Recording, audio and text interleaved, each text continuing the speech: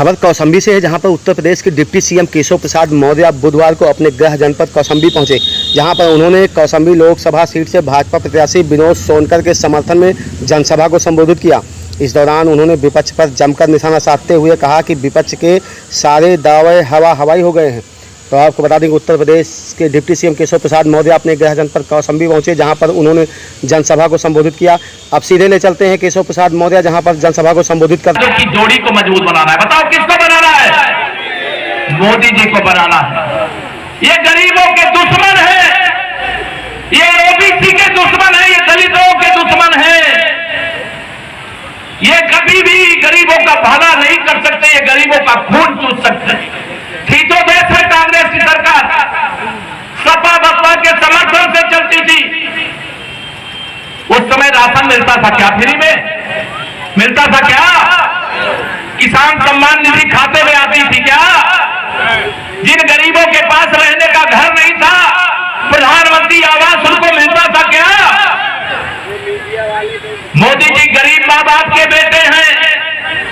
देश के प्रधानमंत्री बनने के बाद उन्होंने कहा था कि गरीबी के कारण मेरी मां कच्चे घर में रहती थी, मेरे घर में बिजली का कनेक्शन नहीं था, मेरे घर में शौचालय नहीं था, मेरे घर में इलाज कराने का पैसा नहीं था, मेरे घर में दोनों समय भोजन की व्यवस्था नहीं थी। माननीय प्रधानमंत्री जी की माता जी भी दूसरों के घरों में झाड़ू पोछा करके सब परिवार का पालन करती थी। एक चाय बेचने वाले का बेटा देश का प्रधानमंत्री है और एक चाय बेचने वाले का बेटा आपका ही अपने बीच का उत्तर प्रदेश का लगातार दूसरी बार उप मुख्यमंत्री हुआ। प्राण प्रतिष्ठा हो रही, उसका न्योता कांग्रेस को भी दिया गया, समाजवादी पार्टी को भी दिया गया कि आओ रामलला का 500 साल बाद मंदिर बन रहा है, प्राण प्रतिष्ठा समारोह का हिस्सा आप भी बनो।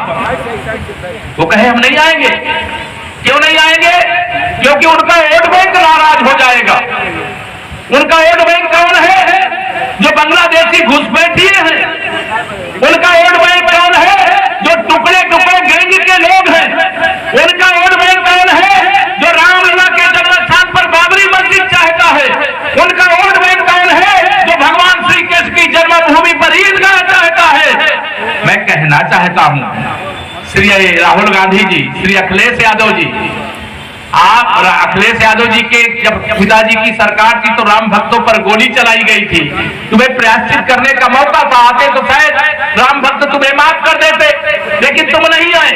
कोई बात नहीं है, नहीं आए, तुम्हें फुर्सत नहीं रही होगी, बड़े व्यस्त रहे होंगे। लेकिन जब बाबूजी कल्याण सिंह जी की मृत्यु हुई थी 6 दिसंबर 92 को, जब ढांचा रहा था, तब मुख्यमंत्री कौन था? बाबूजी कल्याण सिंह जी। उनकी मृत्यु हुई, उनका शव विधानसभा में लाकर रखा गया। श्री अखिलेश यादव जी आज 500 मीटर दूर बैठे थे, लेकिन बाबूजी को फूल चढ़ाने, उनको श्रद्धांजलि देने नहीं आए। लेकिन एक माफिया मुख्तार अंसारी, जिसकी हार्ट अटैक से मौत हो गई, 500 किलोमीटर गाजीपुर चले गए और वहां जाके फतिहा पढ़ रहे थे।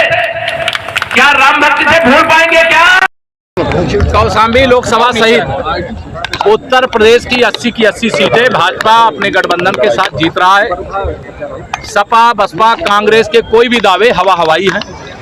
2014 से 2022 के बीच में 4 चुनाव ये सारे विपक्षी जो दावे कर रहे हैं हार चुके हैं। 24 हारने जा रहे हैं। तीसरी बार प्रचंड बहुमत की मोदी सरकार बनने जा रही है। मुझे विश्वास है, जैसा उत्साह है, चाहे कौशाम्बी हो, चाहे कुंडा और बाबागंज हो, या 5 विधानसभा में 2014 और 2019 में जो वोट मिला था उसमें व्यापक बढ़ोतरी हो रही है। और मुझे पूरा भरोसा है कि जो सपा कांग्रेस गठबंधन के प्रत्याशी हैं उनको जमानत बचाने के लाले पड़े। सर, भूपेश बघेल का कहना है कि रायबरेली की जनता इस बार लोकसभा का सदस्य नहीं चुन रही है, बल्कि स्वर्गीय इंदिरा गांधी के बाद प्रधानमंत्री चुना जा रही है। देखिए, भूपेश बघेल जी छत्तीसगढ़ अभी विधानसभा का चुनाव हार करके आए हैं और श्री राहुल गांधी जी अमेठी में 2019 का लोकसभा चुनाव दीदी स्मृति ईरानी से हार चुके हैं। वो अमेठी के भगोड़े हैं और रायबरेली में हार रहे हैं। वहाँ कमल खिल रहा है। कल रायबरेली मैं भी जा रहा हूँ और कांग्रेस का, सपा का, बसपा का यूपी में खाता ही नहीं खुल रहा है। प्रधानमंत्री बनने के लिए आप में से कोई भी मुंगेरी लाल का हसीन सपना देख सकता है, तो भूपेश बघेल जी ने भी राहुल गांधी जी को लेकर के देख लिया है, लेकिन राहुल गांधी जी की कुंडली में प्रधानमंत्री बनने का योग ही नहीं है। पर अखिलेश यादव ने कहा कि बुंदेलखंड पूरी सीट हार रहे हैं आप। अखिलेश यादव जी तो 400 जीत रहे थे 2022 में, चारों खाने चित्त हो गए। अब 2024 में जो बड़े बड़े दावे कर रहे हैं, स्वयं अखिलेश यादव जी चुनाव हार चुके हैं, केवल वोट की गिनती होने दीजिए, 4 जून को अखिलेश जी साफ हो जाएंगे। कांग्रेस पीसी करके कहा है कि हमारी इंडिया गठबंधन की सरकार बनी तो हम 10 किलो अनाज मुफ्त देंगे, इस पर क्या कहना है? जब 60 साल सरकार में थे तब गरीबों को भूखे मारे हैं, किसानों को तड़पाए हैं, गरीबों को तड़पाए हैं। अब जब सरकार में नहीं है तो फर्जी वादे कर रहे हैं। झूठ बोलने की ऑटोमेटिक मशीन है Congress. Thank you sir. Uttar Pradesh के डिप्टी सीएम केशव प्रसाद मौर्य अपने गृह जनपद कौशाम्बी पहुंचे, जहां पर उन्होंने भाजपा प्रत्याशी के समर्थन में जनसभा की।